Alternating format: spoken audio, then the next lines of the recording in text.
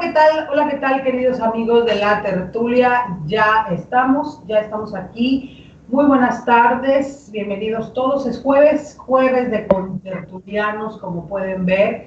Y bueno, pues hoy le toca al Fer Muciño, amado, adorado de mi corazón. Yo no sé, a veces este Fer Muciño es como que mi hermano menor, a veces es como que mi hijo, ¿no? Luego me agarra como de su psicóloga, yo lo agarro de lágrimas. Es una relación muy hermosa, muy bonita, además es mi actor. Y pues tuvimos la oportunidad de compartir juntos, como dicen luego por ahí, Fer. Sí. De poder compartir juntos. Mira, ahorita estamos compartiendo separados. Sí, ¿verdad? Esta tertulia y que ahora estamos así, que bueno, yo aprovecho para hacer, estoy cumpliendo 11 años de este programa, Fer, y pues jueves de contertulianos, pues hoy le toca a mi querido Fernando Muciño. Bienvenido, Fer. Un gusto, Fer. Gracias, saludos a todos. Ya se extrañaba estar por acá en Radio WAPS. Los horarios lo permiten ahorita, entonces aquí andamos. Con mucho gusto. Yo ya me hacía en tu casa, pero esta pandemia no nos deja. No, de plano, ni modo. Sana distancia. Aquí porque somos familia muy cercana y pues ya estamos... Entre familia no nos contaminamos. Sí nos contaminamos, pero pues ya estamos todos contaminados, pues, y ni modo que tampoco se vaya a vivir cada quien a una casa diferente, ¿verdad? Sí, entre familia no es sana. Así es. Distancia sana tampoco. Distancia sana. Y bueno, como siempre, el caballero de la izquierda, Rafael Márquez, hola. Hola, buenas tardes. Ahorita sí son tardes. Ahorita sí son los sábados ya es noche. Ya es noche, exactamente. Y el caballero del centro, aunque esté sentado aquí a mi derecha. El centro derecha. Exacto, que fue yo eso. Luis Fernando Gómez Cota, aquí a mi derecha y en los controles, el querido Juan Quintana. Y bueno, ¿qué onda, Fer? Cuéntanos un poquito antes de que entremos en materia, ¿cómo estás? ¿Qué estás haciendo? ¿Dónde andas? ¿Qué rollo contigo? Pues estoy muy contento, tengo mucho trabajo, afortunadamente estoy trabajando ahora en CPS Media como asesor ejecutivo, como locutor, y sigo trabajando para la difusión cultural de la Universidad Autónoma de Baja California Sur, con la cual estoy eternamente agradecido desde que tuve la oportunidad hace como muchos años con Marta Sabines tener un programa que se llamaba Garage, pues después con Serendipia, que estuvimos 3 años y que pronto regresaré, nada más que vuelvan, que se acomode el horario, pero estoy dando un taller de lenguaje de voz y lenguaje no verbal o expresión no verbal, que pues afortunadamente se llenó en la segunda semana de inscripciones. Wow. Y pues adaptándose a la nueva normalidad, porque está un poco complicado dar clases así, ¿no? Yo me estoy acostumbrando a sobre todo esta clase que tengo que escuchar sus voces y leer sus cuerpos y trabajar directamente con lo físico y el sonido, pues adaptándome al igual que los muchachos a esta nueva normalidad de las clases en línea, pero creo que ahí vamos, ¿no? Saturando los correos de videos y revisando tareas y revisando todo esto, pero ahí estamos, contentos trabajando y bueno, pues disfrutando esto que es siempre estar al aire, siempre estar en escena. El teatro está parado en estos momentos desde la última función el 30 de enero y íbamos a dar otras funciones, íbamos a tener una gira del Kamehameha y pues tómala que pandemia, que un chinito se comió un murciélago y y pues aquí estamos confinados y trabajando, aprendiendo estas nuevas tecnologías de la educación y de la información. He de confesar que me siento muy Black Mirror. Pero pues bueno, adaptándose a eso, trabajando, mi Ale. Así es. Ahorita es una muy buena oportunidad, me parece a mí, para sentarse a ver Black Mirror. Porque, pues de todos modos está usted encerrado. Así que si no ha visto Black Mirror, esta es una extraordinaria oportunidad para tumbarse en su sofá y ver esta serie que es sumamente escalofriante, reveladora, abrasiva, tóxica, pero realmente una pieza muy bien lograda de una ficción futurista donde la tecnología juega un papel muy, muy importante, casi siempre pernicioso, ¿no? Hay una visión apocalíptica de la cosa, no es necesariamente una visión, ¿cómo se dice? Positiva, pues, ¿no? Hay una gran crítica al uso de las redes, de la tecnología y tal, así que, como le digo, si usted no ha tenido la oportunidad de ver esta serie, es una buena ocasión, porque además hasta hay una película. Entonces ya si un dominguito, que tenga usted mucha pereza y muchas ganas de pasarse el día tirado, pues se puede aventar las... ¿Cuántas son, Fer? 3 o 4 temporadas. Son 4 temporadas de diferente cantidad de capítulos. La última temporada solo tiene 3, 4 capítulos, pero puede usted verlos. Solo hay un capítulo al final, creo que de la tercera temporada, que une o que puede unir o habla de todos los capítulos anteriores, pero en realidad puede usted ver la película, puede ver la serie como capítulos unitarios, porque no tienen una secuencia. Entonces están muy interesantes, son muy, híjole, no sé si sea la palabra correcta en el sentido emocional, pero como astringentes, te mueven, te ponen a pensar, a repensar cómo vivimos, pues no sé, de repente hay un capítulo que habla sobre los likes y sobre los likes se vuelven dinero, ¿no? Y la clase social está basada en los likes y en cuántos seguidores tienes y en cuántos likes tienes. Y ese es uno de los capítulos que me pareció increíble. Hay otro, hablando ahora con esto de a manera de broma de que nos iban a poner un chip 5G, hay un capítulo muy bueno donde habla de los celos en una pareja que precisamente tienen un chip en la memoria donde los ojos van grabando todo lo que haces en el día y tú puedes reproducirlo y ponerlo en la pantalla, tus recuerdos. Por ejemplo, no sé, si yo les contara que ayer fui a la playa, estamos juntos y paso mis imágenes en el cerebro, las paso a la pantalla de una sala y todos pueden ver mis recuerdos. Y una pareja, bueno, un marido descubre así la infidelidad de su esposa, pero bueno, se vuelve loco y cuestionan dentro del mismo capítulo, cuestionan a una chica que decide ir de manera ilegal, decide ir a extirparse ese chip y la cuestionan mucho. ¿Cómo es posible que ella pueda vivir sin eso? Ese es uno de mis capítulos favoritos. Sí, muy, muy recomendable Black Mirror para todo. Y sí, bueno, ahí está en la plataforma de nuestra preferencia, ¿no? Pues no sé si es de la preferencia de todo el mundo, pero ahí está en Netflix y ahí la puede usted ver. Bueno, la serie vale muchísimo la pena. Y bueno, aquí está Fer con nosotros, vamos a platicar hoy de literatura, vamos a platicar de libros, como siempre. Fer hoy es un contertuliano en la mesa platicando sobre, pues, porque aquí anduviste, Fer, aquí anduviste en otros momentos haciendo la tertulia. Casi 2 años. Casi 2 años juntos. Sí, casi 2 años solitos, luego con Cristina, luego con Rubén Rivera. Sí. Así que luego ustedes se quedaron solitos, te quedaste ahí al mando del timón, ¿no? Unos mesecillos también. Sí, casi un semestre me quedé ahí solito. A veces con Cristina, a veces solo, a veces con Marta, a veces con quien se dejaba invitar. Exactamente, así es. Y bueno, vamos, ¿qué te parece a pasar a las efemérides del día de hoy para arrancar con un poco de historia? ¿Se los mandaste? Sí los tienes, ¿verdad? No, pero mándenmelas a mi WhatsApp. No, en inbox. Por ahí en el inbox están las efemérides del día de hoy que a comentarlas, ¿no?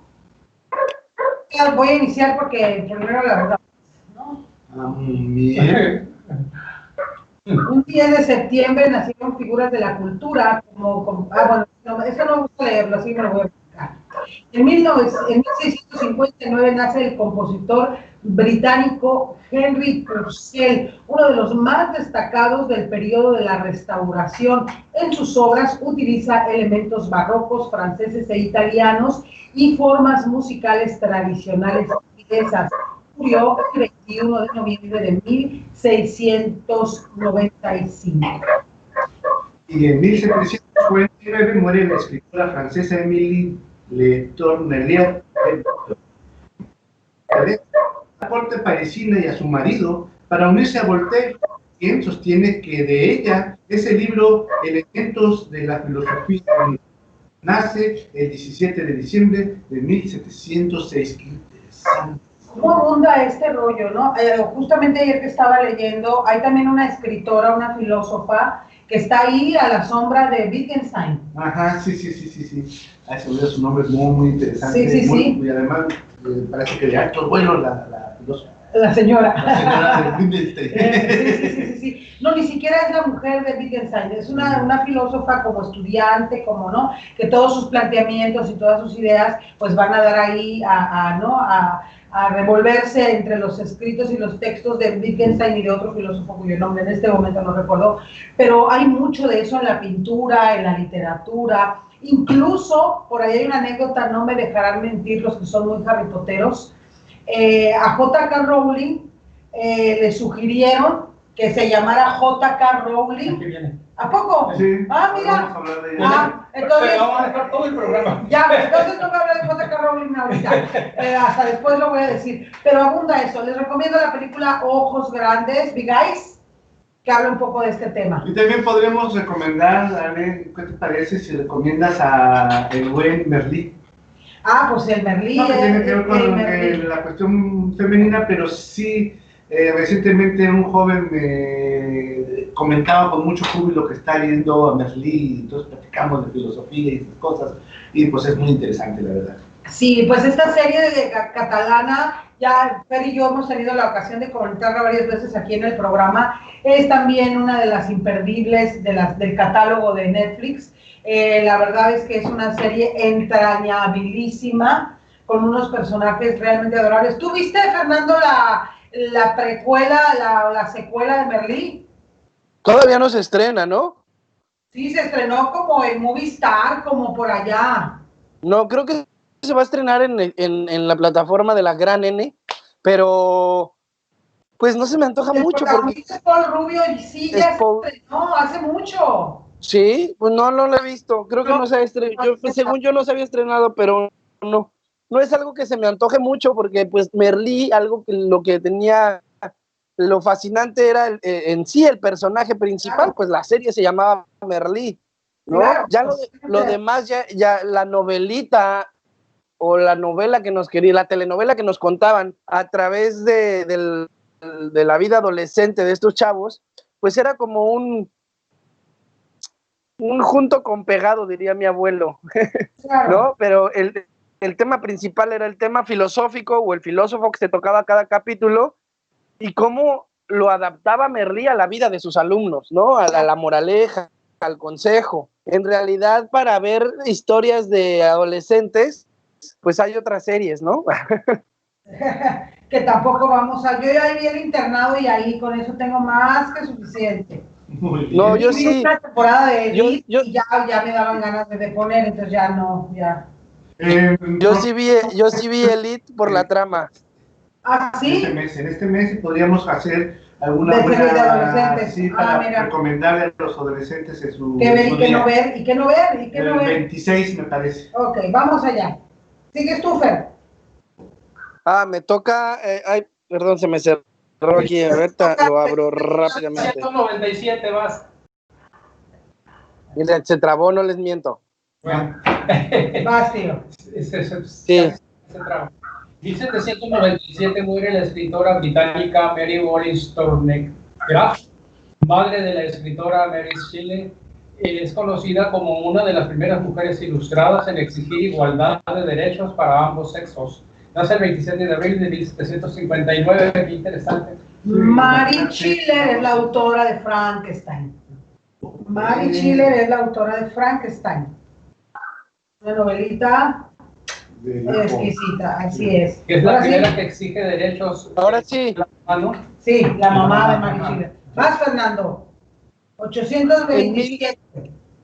1827 muere el poeta y novelista italiano Ugo Foscolo, quien, decepcionado con Napoleón por coronarse emperador, escribe Últimas cartas de Jacopo Ortiz, 1802, considerada por algunos como la primera novela italiana moderna. Nace el 6 de febrero de 1778. En 1839 nace el científico, filósofo, humanista estadounidense Charles Sanders Peirce, una de las figuras del pensamiento más relevantes al ser considerado fundador del pragmatismo, padre de la semiótica contemporánea entendida como una teoría filosófica de la significación y de la representación. En la pata de palo. Así, en donde exactamente Aquí, yo hoy no iba a hablar hora y media. aquí es la parte donde nos despedimos, los demás. No, pues nada, que esto a mí me toca pues muy de cerca, ¿no? Porque además, a pesar de la gran aportación que hace este filósofo Charles Peirce a la semiótica, persiste todavía muchísimo el pensamiento estructuralista y postestructuralista y el pensamiento logocentrista, y hay mucho problema todavía en la vida cotidiana, no, pero en los ámbitos académicos, pretendidamente científicos, hay todavía mucho problema, por ejemplo, para que los componentes o configurantes del sentido en la comunicación, como pueden ser las pasiones, los estados de ánimo, los estados del cuerpo, que juegan en el momento en que se configura el sentido y que están ahí presentes y forman parte del proceso de la comunicación. Digamos que cuando nos ponemos cientificistas, queremos limpiar lo que queremos estudiar de eso, porque la tradición dice que esas cosas están en el terreno de lo irracional, de lo subjetivo, de lo no tangible, de lo no comprobable, y entonces digamos que la cosa se queda un poco coja.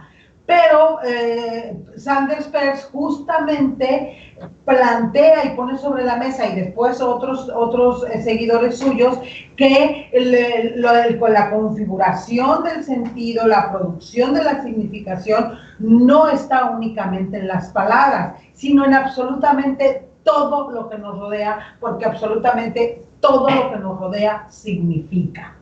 Siempre les digo a mis alumnos, a ver, después de que digo esta pequeña perorata, porque es una pequeña perorata tampoco, ¿no? Después de que les digo a mis alumnos esta pequeña perorata, les digo, a ver, ahora dígame usted algo que no signifique nada. Mencione algo que no signifique nada. Y bueno, no falta quien se queda pensando, intentándolo por un segundo, ¿no? Nada no significa nada. Pero nada sí significa algo. Por eso no nada. Significa nada. Significa nada. Significa nada. Significa nada, no significa nada. Sí significa. Nada significa nada. Nada significa nada, exactamente. Entonces, bueno, la concepción del mundo como signo, del mundo impregnado de signos, en donde todo significa y en donde todo forma parte de la trama de significación que es la cultura y la comunicación, esa es la aportación y la consecuencia de la aportación de Charles Sanders Peirce a los estudios de la semiótica y por supuesto a la ciencia moderna, a las ciencias sociales modernas, aunque mucho de pronto es complicado meterse en los pantanos de la semiótica, solamente la gente loca lo hace. Y vaya.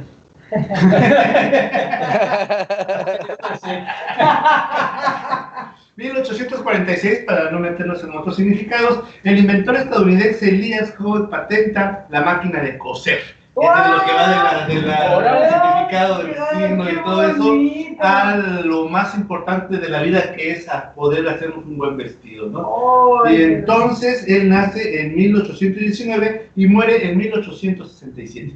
Después de la semiótica, la máquina de coser parece una cosa muy sencilla, pero no lo es. No, yo nunca pude con el pedal. Nunca. Es un pedal. O sea, ¿verdad? O sea, yo, cuando mi abuelita, porque pues esa es una escena clásica, mi abuelita dijo, te voy a enseñar a coser, y ahí voy yo, porque no, yo quería, claro que quería, me parecía un artefacto fascinante. Pues ahí voy a la máquina de coser. No podía dejar de verme los pies, ¿no? Entonces pues ya luego ya me estaba picando el dedo, ¿no? Y si estaba acá en la aguja con la tela, dejaba de mover los pies. Por eso, señores, que yo no manejo automóvil estándar, porque si manejo estándar y me voy viendo los pies, Cuando bailas, sí bailo, eso que sí bailo, pero no te ves los pies. pero no me veo los pies, exactamente. Y nunca pude con la máquina, porque además en el carro estándar, como sea, es un alternado, pero en esas máquinas era con los dos pies al mismo tiempo. Y fue para mí imposible aprender a coser. O sea que pudiste haber sido pianista, no sé. Pero costurera no. Fíjate que yo tengo una historia con la máquina de coser de cuando era niño, porque una de mis abuelas, pues, cosía en estas máquinas de pedal y todo, pero nosotros, yo de que habré tenido 6 años, era nuestra máquina del tiempo. Entonces nos hacíamos bolita y nos metíamos al pedal y nos llevamos varios machucones con la rueda y atorados los dedos en la rueda y el cable que hacía girar eso, pero era nuestro juego, ¿no? Llegar ahí, meterse, esconderse y a ver a qué parte del tiempo o a qué época nos llevaba, teniendo 6 años, 7 años, era nuestro juego en esas máquinas antiguas de coser. ¡Qué belleza! Saliste del pedal de tu máquina del tiempo, perfecto. Fíjate lo que no imaginó Elías Howe que haría. Por favor, ahora sí va él. No, yo. 1852 nace el compositor mexicano Genaro Codina, autor de una vasta producción musical entre polcas y chotices. La más famosa de ellas es la Marcha de Zacatecas. Muere el 22 de noviembre de 1901. Yo no sabía que se decían chotices. Ok. ¿Quién no pasó a su salón con la Marcha de Zacatecas? ¿Quién ha bailado alguna vez la Marcha de Zacatecas? No, pero yo me acuerdo, yo hice la primaria, la Marcha de Zacatecas era para que te metieras ¿sí es esa, no? Y me daba a marchar. Ajá, y ahí vamos al salón, todo el mundo, bien marcial. Considerado el segundo himno nacional. Pues no. Exacto. Es una belleza. A mí me arrullaba, me desarrollaba. En la charrería, para quien no lo sabe, mi familia, por parte de mi familia materna es charra. Yo tuve la oportunidad de charrear como hasta los 23 años. Y antes de iniciar cada encuentro o cada charreada, se inicia con un desfile de los 2 o 3 equipos que compiten y se marcha a caballo con la Marcha de Zacatecas. Ay, qué preciosidad. ¿Tú vas? Te toca, 1890. 1890. Nace en Praga el poeta y novelista Franz Werfel, integrante de la escuela expresionista. De sus obras sobresalen el drama Juárez y Maximiliano y una letra femenina Azul pálido. Muere el 26 de agosto de 1945. Se antoja. Sí. ¿Qué hace un escritor de Praga hablando de Juárez y Maximiliano? ¿Qué cosa? En algo habrá venido para que no hubieras enterado. Pues era la época donde todos se venían exiliados a México, ¿no? Exactamente. Sí, y en 1895 nace el antropólogo e historiador estadounidense Melvin Herskovich, fundador del primer programa interdisciplinario de estudios africanos y ayuda a construir el concepto de relativismo cultural. Muere el 25 de febrero de 1963 y también es muy antojable el meterse a esta idea del relativismo cultural y sobre todo tratándose de profundizar en una cuestión que es como la cultura africana o las culturas africanas y toda la trascendencia que en la vida diaria contemporánea tiene que ver con la forma que vemos el mundo. Así es. En el año de 1907 nace la activista política luchadora social mexicana Benita Galeana, una de las mujeres más importantes del país en el siglo XX. Es encarcelada 58 veces por estar en contra de la injusticia, reivindica los derechos de la mujer, muere el 17 de abril de 1995. Qué bárbaro, 58 veces. Abuelita, alguien que te gana 58 veces. El récord Guinness de las viejitas rebeldes apresadas, ¿no? Qué bonita. ¿Eh? Qué bonita. Se la metieron a la cárcel. ¿Te acuerdas este libro que me compartiste ay, en una tertulia leímos un libro donde vienen los nombres de muchas mujeres que han sido perseguidas, encarceladas, y de esto que hablábamos, que la historia se hace como locochona, como que nadie vio, nadie supo, nadie se enteró. No fue cuando hablamos de Leona Vicario. Así es, cuando hablamos de Leona Vicario, justamente. Que ahora es la madre de la patria. Así es, así Más ni menos. Y seguimos con... Va él.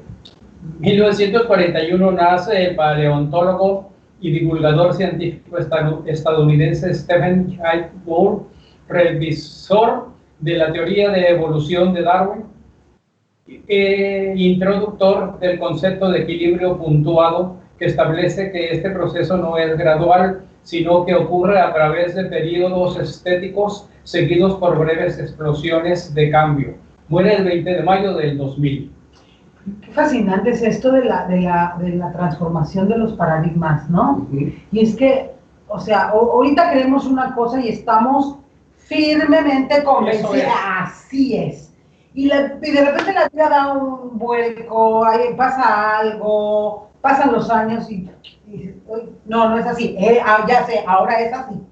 Y otra vez vuelves a tenerla, así ha sido, ¿no? El proceso de la humanidad, no solamente en términos de la historia que cuenta lo académico y tal, sino nosotros como individuos también somos así. Sí, la inconmensurabilidad del conocimiento, que a partir yo creo que de gente como Pierce y como toda esta revolución cultural con las escuelas de Frankfurt, con todas estas revoluciones ideológicas que han permitido precisamente contemplar que no hay un conocimiento absoluto. El doctor Meyer se reía el otro día porque estaban diciendo de algo que es histórico, que fue así, y dijo, pues fue así en ese momento, pero la historia dijo, pues a lo mejor ya después ya no fue así, a lo mejor ahorita ya no es así. Claro. Y la clásica, ¿no? Y sin embargo se muere. Así es. Claro, porque además ahora con todas estas teorías de la física cuántica, es como replantearse toda la realidad y todo lo que hemos creído durante mucho tiempo, ¿no? Yo le he dado varias visitas a esta película Interestelar, que pues nos explica de manera muy para los más bobos o los más ignorantes de la física cuántica, nos explican todas estas teorías, ¿no? Entonces, sí te pone a repensar cómo todo el conocimiento va cambiando y va evolucionando, y lo que creíamos hace unos años, incluso hace el año pasado, ¿no? Que nos creíamos infalibles, pues no es así. Así es. Justamente me acordé, hace rato me estaba acordando vinculando, hay un meme que dice esta cosa de 2019, prohibido traer celulares a la escuela y no sé qué y todo ese rollo, ¿no? 2020, es obligatorio traer el celular a las clases, ¿no? Esto. Y pensaba yo, porque de pronto hay algunas restricciones para los estudiantes de la universidad, ¿no? Las clases tienen que ser presenciales y en las aulas. Y pues no, resulta que ahora las clases no tienen que ser no presenciales y no en las aulas. Y luego otra, no dejen que sus niños vean mucho televisión, y ahora tienes que ver televisión. Así es. La escuela. Ahí está la escuela, exactamente. Entonces, pues Vale. La vida cambia y se va modificando sin duda alguna. Me toca, ¿no? Sí. Me toca. Me toca a vale. mí. Ahí va. Muere en Buenos Aires, Argentina, el poeta, prosista y autor teatral Vicente Berbieri, uno de los principales representantes de la llamada generación del 40. nace el 31 de agosto de 1903. Así es, en 1976 muere el escritor, guionista estadounidense Dalton Trumbo, perseguido por sus ideas políticas, por lo que trabaja frecuentemente con seudónimos. Entre sus textos para películas destacan Johnny cogió su fusil y Espartaco, nace el 9 de diciembre de 1905. Ah, mira, yo no he visto esa película de Johnny tomó su fusil, pero es una película famosa. ¿Tú la has visto, Fer? No, la verdad no. Pero es una película bastante nombrada, no sé qué tan renombrada, pero sí bastante nombrada. Y Espartaco, bueno, también, ¿no? Más que nada. En 1999 muere el cantante de ópera español Alfredo Kraus, considerado el mejor tenor lírico ligero de su generación. Nace el 24 de septiembre de 1927. En 2002, la escritora española Isabel García Lorca es galardonada con el premio Comillas por su obra Recuerdos Míos, en el que brinda un testimonio y reconstrucción del mundo familiar de los García Lorca y también narra sus vicisitudes de su exilio. Así es. Y aquí está la nota por la que estábamos queriendo llegar. 2003, la escritora británica Joan Catherine Rowling, la escritora británica Joan Catherine Rowling, autora de la serie Harry Potter, es galardonada con el premio Príncipe de Asturias de la Concordia en reconocimiento de su obra, de que su obra trasciende el ámbito literario para convertirse en un vínculo entre continentes y generaciones. Yo no sé, usted no ha leído Harry Potter, ¿verdad? No. Usted sí. Usted sí. ¿Usted ha leído Harry Potter, mi querido Fergusinho? No, la verdad es que me he estado haciendo fan últimamente por mi hijo y descubriendo el mundo mágico de Harry Potter, pero quien lo está leyendo y se aprende cada capítulo casi de memoria es Diego, mi hijo. ¡Wow! Y luego viene la película. ¿Usted, Juan Quintana, ya leyó Harry Potter?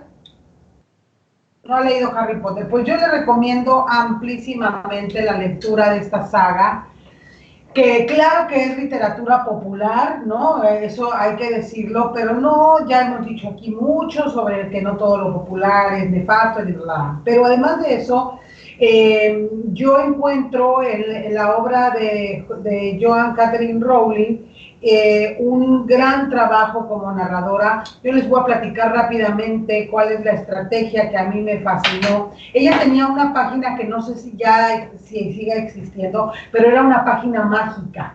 Y era una página dedicada a Harry Potter, el universo de los libros, no de las películas. Entonces era una página muy bella que se llamaba jkrowling.com. Ni siquiera se llamaba Harry Potter, se llamaba jkrowling.com.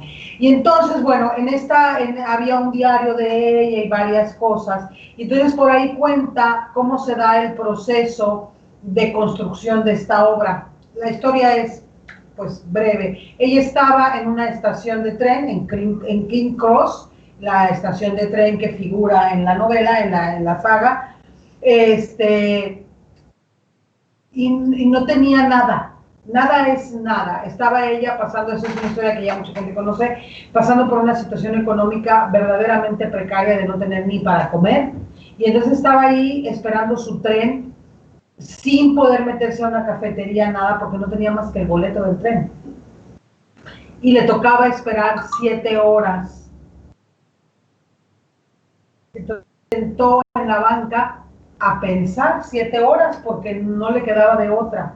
Y en esas 7 horas, de pronto, llegó a su cabeza este niño mago. De pronto, yo me la imagino a ella imaginando de pronto la estación 9 3/4, ¿no? ¿Qué pasaría si hubiera una aquí, ¿no? O a lo mejor pienso yo que vio estrellarse a alguien con el carrito contra un muro y dijo, ¿y qué tal si puede pasar? No sé, yo me imagino mis cosas. ¿No puede atravesar el muro?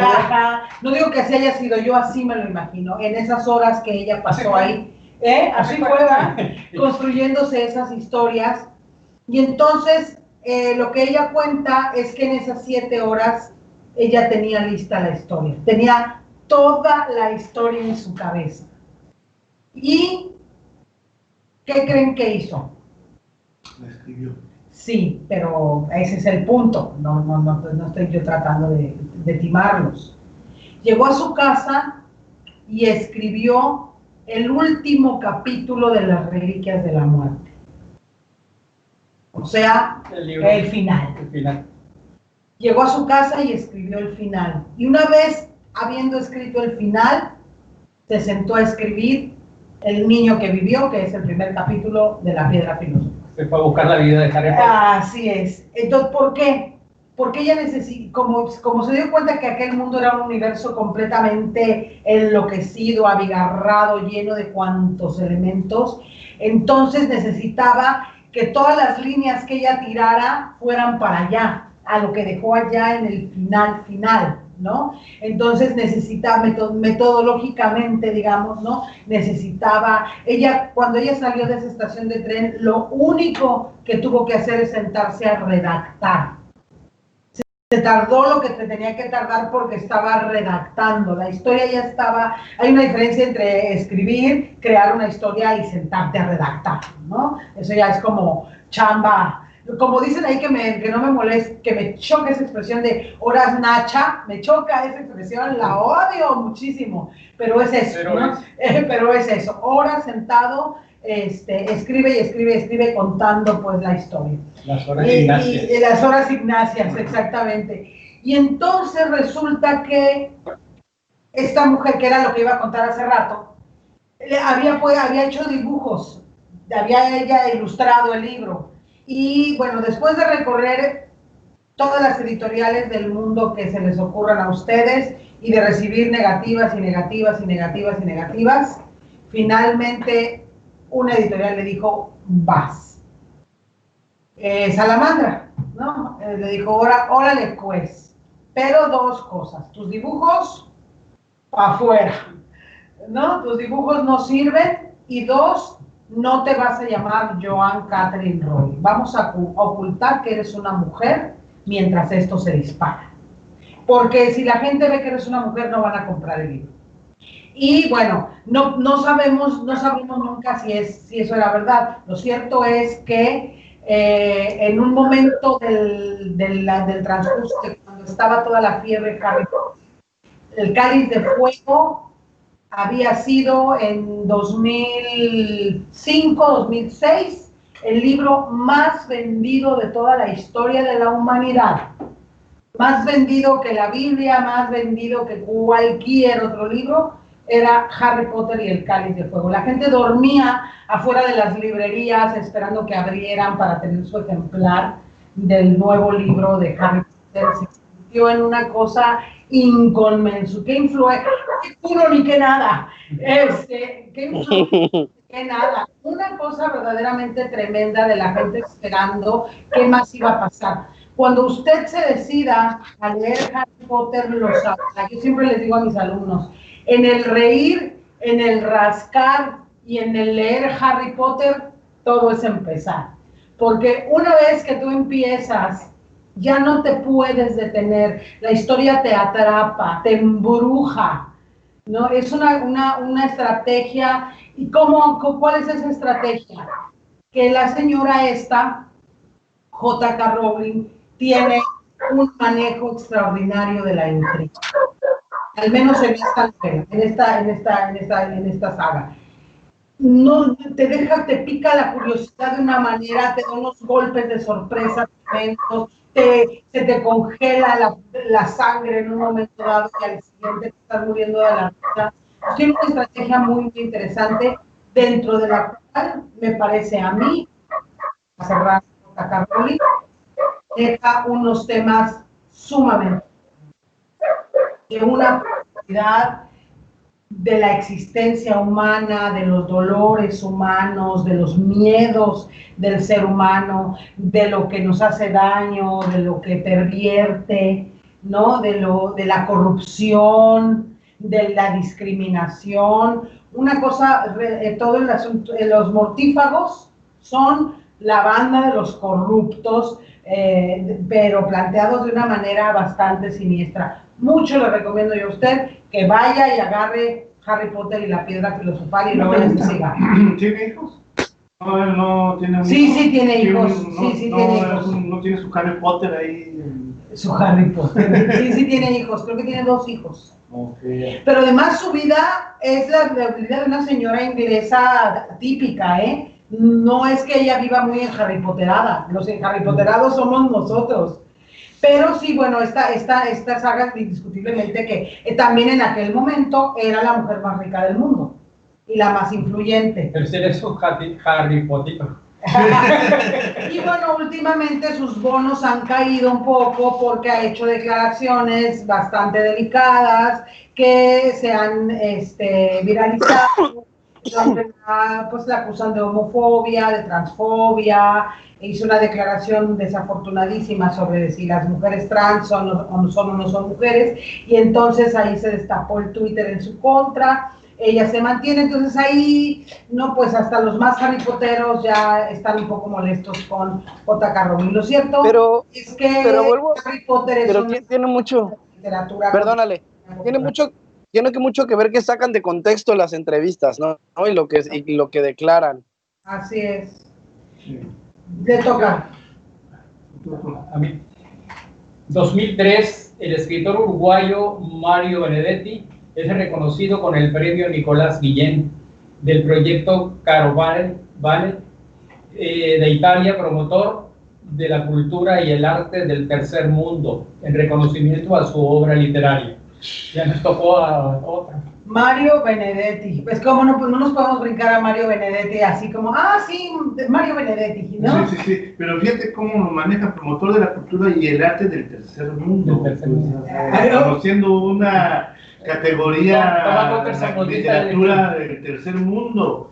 No entiendo mucho esa cuestión de que haya un premio en ese sentido. Que se llame así cuando... Sí, que se llame así, ¿no? Bueno, pues es que es en un momento, la verdad es que es en un momento histórico en que estaba en boga esta noción del tercer mundo y del primer mundo que le iba a ayudar a salir a los países, a los países exacto, y entonces la verdad es que la ONU y la OMS, la UNICEF y estas se hicieron de muchos intelectuales que eran las voces de los países del tercer mundo y que iban ahí en su calidad de voces intelectuales, bla, bla, bla. Entre ellos está Mario Benedetti, Julio Cortázar. Mario Benedetti todavía más cercano a las luchas populares, hay que decirlo. Julio Cortázar era más un dandy, ¿no?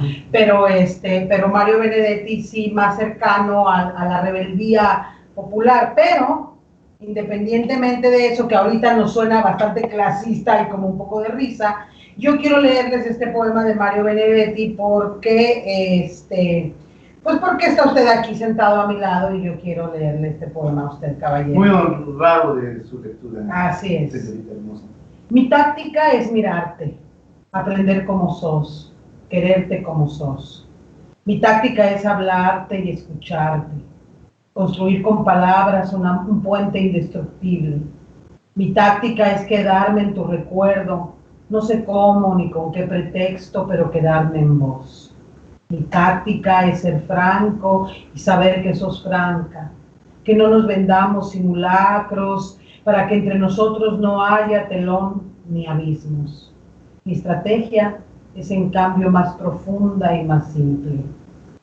Mi estrategia es que un día, no sé cómo ni con qué pretexto, por fin me necesites.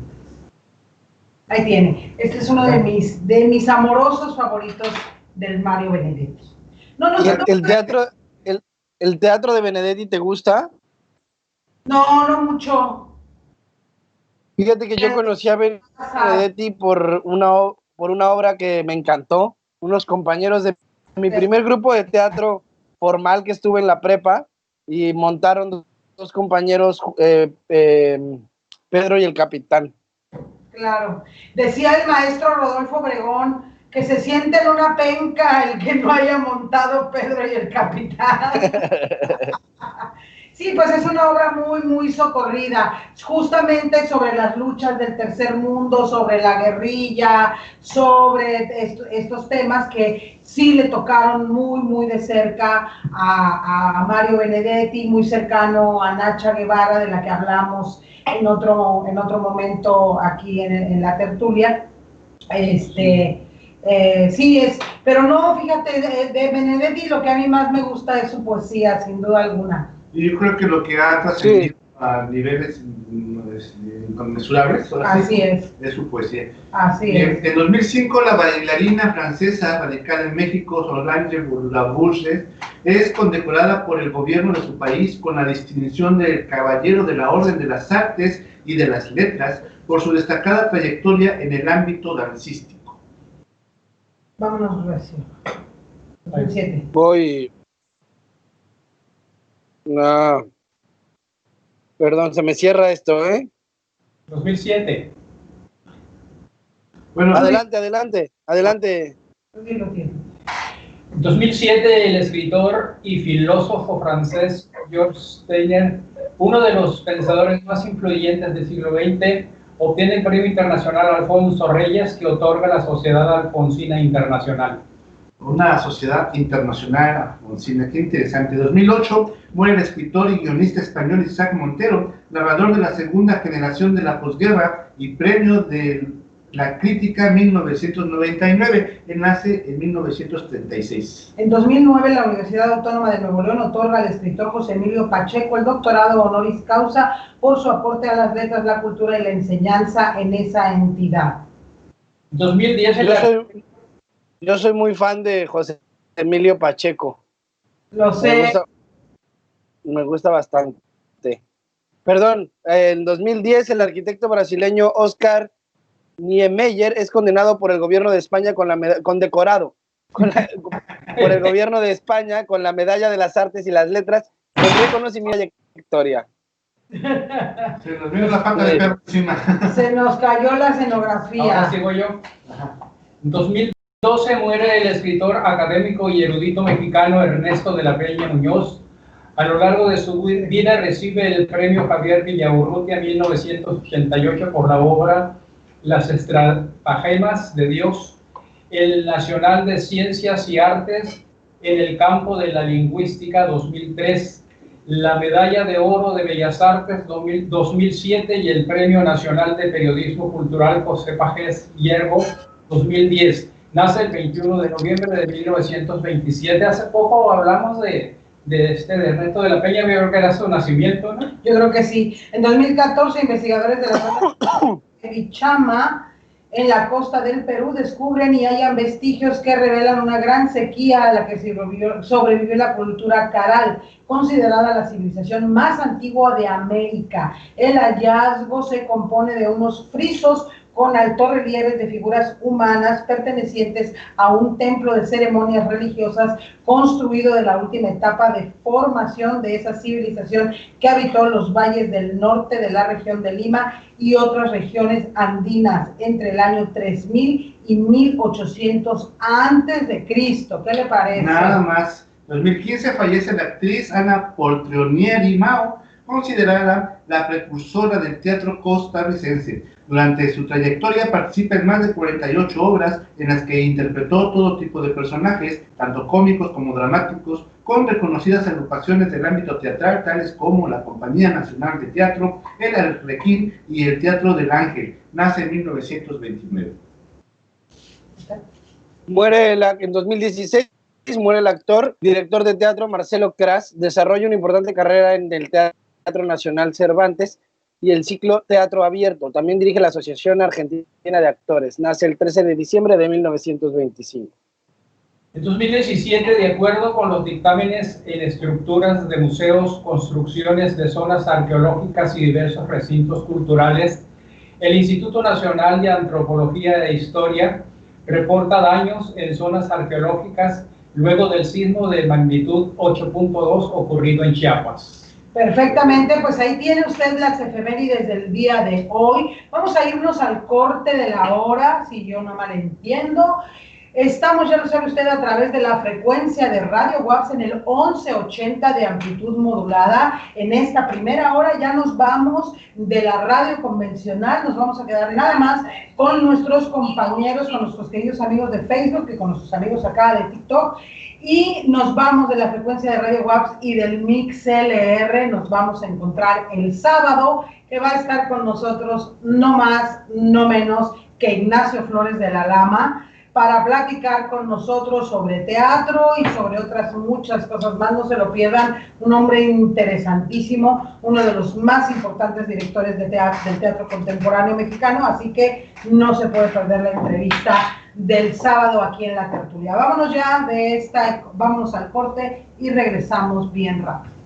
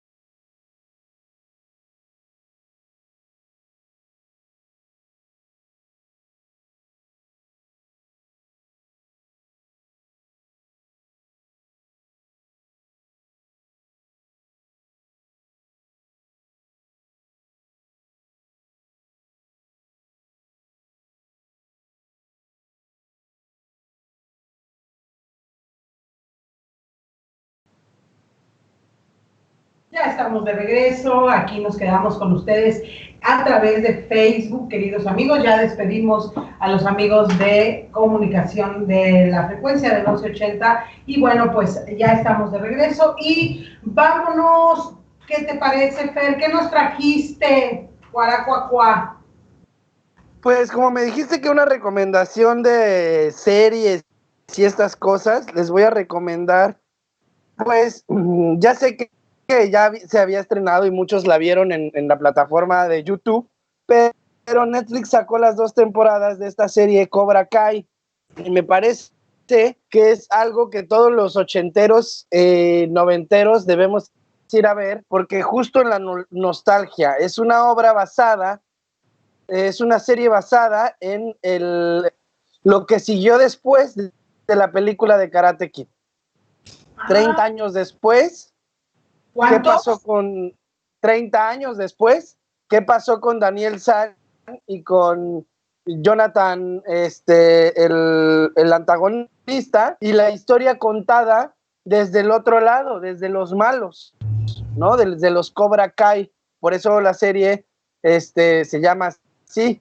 Y cómo Daniel LaRusso, llega al éxito en la vida y tiene dinero y cómo este otro Jonathan pues perdió todo y es mal papá y está perdido en el alcohol y en muchas cosas y cómo por azares del destino regresa al karate y a enseñar karate y pues vemos que no es tan malo, ¿no? Que en realidad son 2 formas de ver el arte marcial distintas y cómo le va ajustando a cada quien. A mí me parece muy padre porque se tocan de nuevo, como en Merlí, los temas adolescentes que les acontecen en la actualidad a los chavos, pero con toda esta influencia del karate y con lo que pasa con estos personajes 30 años después. Además, tiene su vuelta de comedia, tiene su vuelta de moraleja, está bastante entretenida y la trama te lleva a que quieras ver un capítulo y dices, bueno, otro más, y de repente ya te terminaste toda la temporada. Para todos los que fuimos fan de Karate Kid, vayan a ver Cobra Kai ahí en Netflix. Perfecto, vamos viéndola.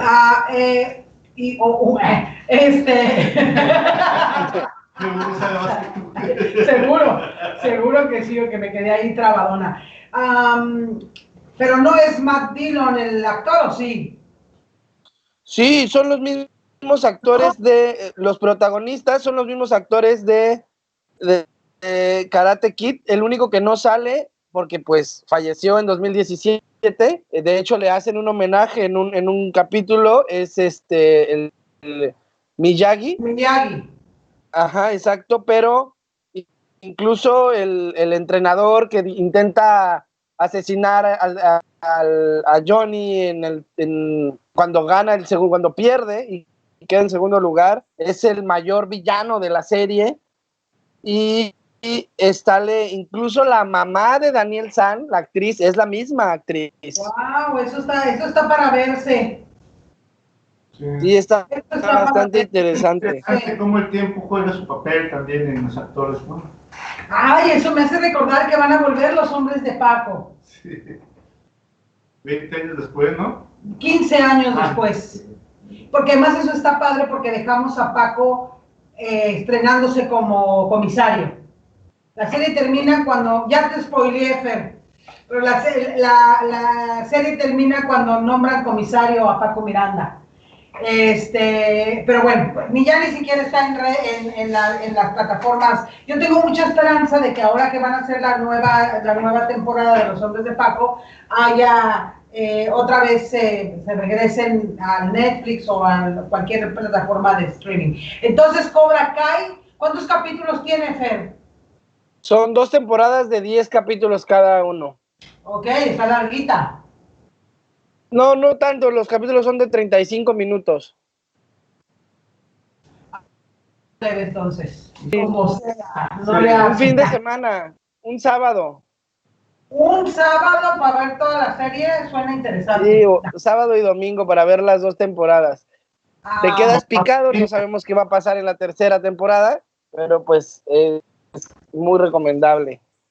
Perfecto. Súper bien. Pues ahí está la recomendación de Fer y hay que ir a ver Cobra Kai, ¿no? Cobra Kai. Así es. Cobra caro. Cobra Caro. Pues ahorita tendría que salir ahí una cortinilla que dijera palabras mayores. Pero como no está, yo engolo la voz y digo palabras mayores. Es el momento de palabras mayores. La palabra mayor de hoy es Baraña. baraña. ¿Qué es baraña? ¿Puedo leer la verdad? Sí, señor. Sí sé lo que es baraña, porque para empezar, le decía a mi mamá, ve y tráeme leña. Y le dije leña, no barañas. Oh, muy bien, adelante. Bueno, baraña, familiarmente, vara seca, pequeña y delgada. En plural, barañas, se dice trae barañas para prender en la fogata. Es muy usual el diminutivo barañita. Se dice échale barañitas a la lumbre. Okay. Esto es del libro que tienes en la mano, del profesor Ibarra, el habla popular en Baja California. Así es. Luego dice, seguramente nuestro vocablo se formó por similitud con maraña, maleza o cubierta de maleza. Santa María dice que debe ser otro investigador, ¿no? Dice, registra el vocablo baraña con B, y que es maraña o lío o enredo. Ah, también aplica como Sí, lío o enredo. pero baraña con la B alta. Ah, ok. Y bueno, barañal, espesura de barañas o ramas secas, generalmente de sus puntas. En Sonora se dice varal o varazón, en donde hay muchas varas o plantas con tallos desprovistos de hojas. Sinónimo, barañoso. Barañoso, adjetivo, abundancia de varas de una planta o de un sitio donde hay plantas con varas secas y espinosas. Ese es del habla sultánico, el libro que tienes en la mano. Así pero es. también, se lo viene ahí, se usa barañero. Ah, okay. Aquí en Baja California Sur se usa barañero. Ajá. Suele decirse, ve un barañero, alguien que padece alguna falla en la vista. Aunque ves así como... Sí, como araña. Pues. Como... Ajá. Y sí está correcto porque la RAE dice baraña con B alta. Registra la RAE, dice baraña, brosa del monte, sombra o mota que se ve por defecto de la vista. Y la baraña de nosotros es con B chica y decimos ve un barañero. Ok, mira, pues ahí tenemos palabras mayores del día de hoy: baraña, barañal, barañoso. ¿Qué tiene que ver? Esa ramita seca. Pero me gustó esta figura, ¿cómo dijiste? Échale barañas para que prenda la fogata. Así como échale barañas, no sé, esa expresión de échale barañas a la lumbre. Sí. No es así como échale leña al fuego, ¿no? Sí. Como, a ver, atízale, ¿no? Exacto. Que se puede usar en sentido metafórico. Sí, también. Y el diccionario de la Real Academia Española sí registra bar, que de donde viene baraña, y es lo mismo, rama delgada, como empieza diciendo aquí. Baraña. Pero, a ver, porque aquí yo tengo una duda, que era lo que iba a preguntar hace rato. ¿Baraña implica que la vara esté seca? Pues aquí dice... Sí, la vara está fresca, la baraña está seca. Debe estar seca porque se usa para prender fogatas, porque verde solamente que vayan a quemarte con vara seca. Vara seca, pequeña, delgada. Sí. De hecho, yo ya he dicho la isa, pero la isa no está seca. No. Nada más está flaca y pequeña, delgada y pequeña. Y prende. Prende. Eso sí, fíjate, prende, pero enfriega. Entonces, una baraña, salvo porque... Es una barañunga. Es una barañunga, exactamente. Acabamos de encontrar esa cosa. Sí, pero es de tu mamá. Es de mi mamá, exactamente. Y entonces, bueno, yo me estoy tratando de imaginar que entonces porque primero cuando tú dijiste esto de que mi abuela te decía, o mi abuelita, mi nana, te decía, te pedí leña, no baraña, ¿no? Yo dije, entonces la araña no sirve, pero sí sirve, No. tiene otra utilidad. Claro que No. sirve. Cuando Aquí empiezas, vas el fuego. sí, y cuando empiezas a prender una fogata o la hornilla que se usaban en ese tiempo, ponías barañas y le prendías el cerillo o lo que fuera para prender. Entonces ya que prendía, ya le metías la leña gruesa para que agarrara fuego. Por eso es muy útil la baraña. Ahí está. Pero cuando me pedía leña, porque ya estaba prendido, quería meterle leña y yo traía Baraña. baraña. Pedí leña, no barañas.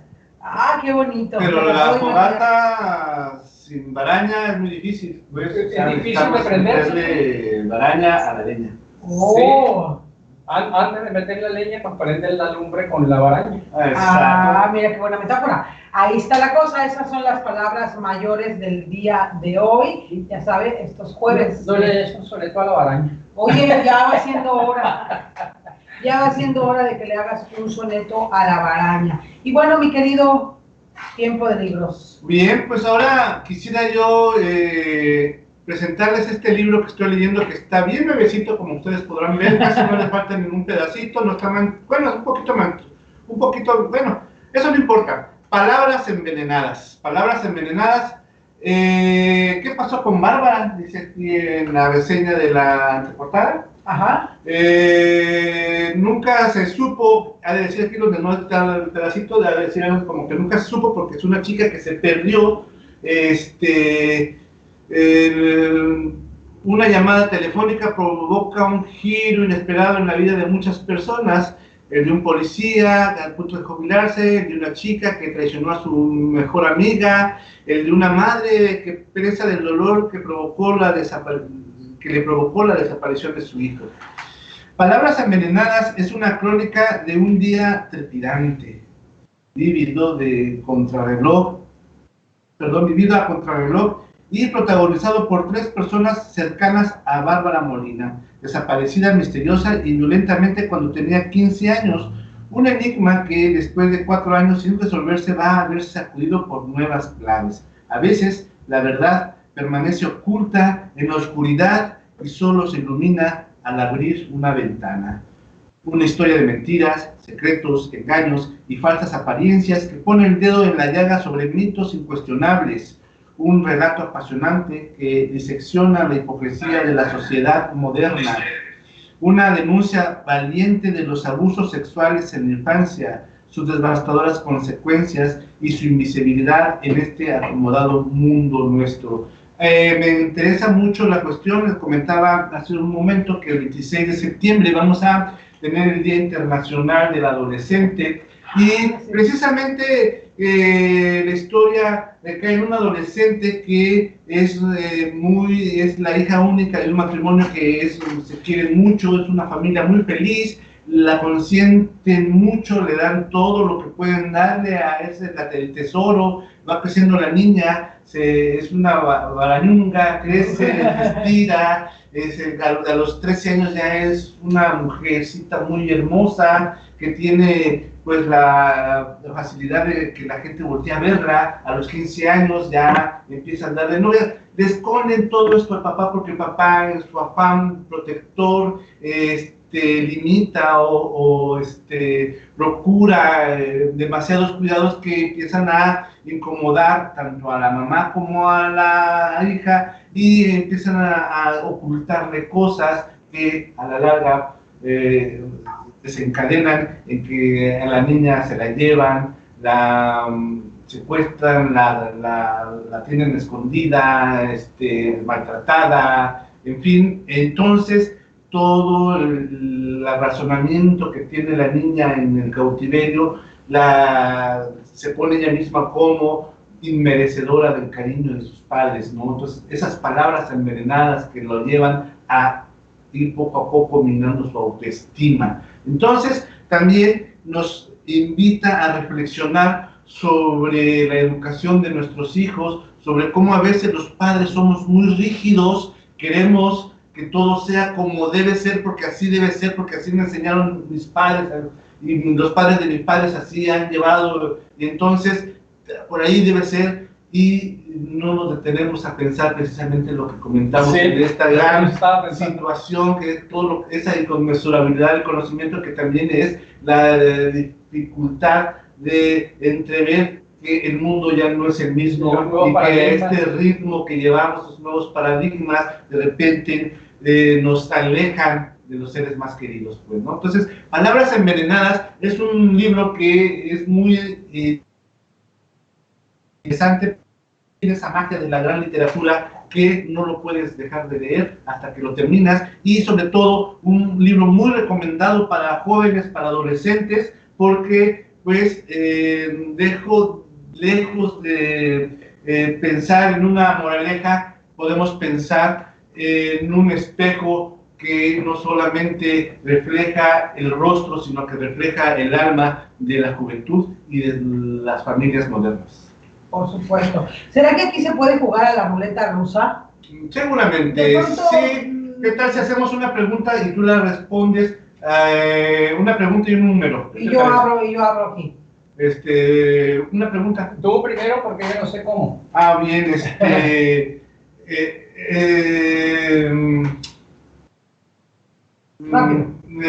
los jóvenes son capaces de encontrar en el primer amor el más grande tesoro de su vida.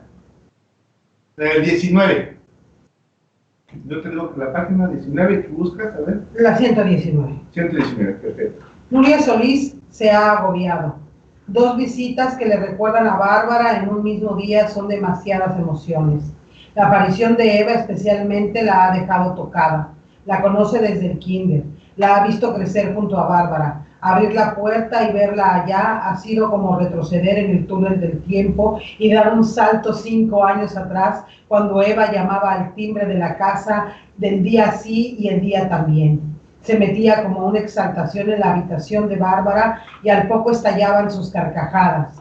Que me orino de risa, gritaba Eva. Las preguntaban si querían merendar, pero se las quitaban de encima, las estorbaba. Anda, déjanos, no queremos nada. Querían estar juntas para charlar, criticar a los profes, a los compañeros, conectarse al Messenger, colgar fotos en internet y soñar.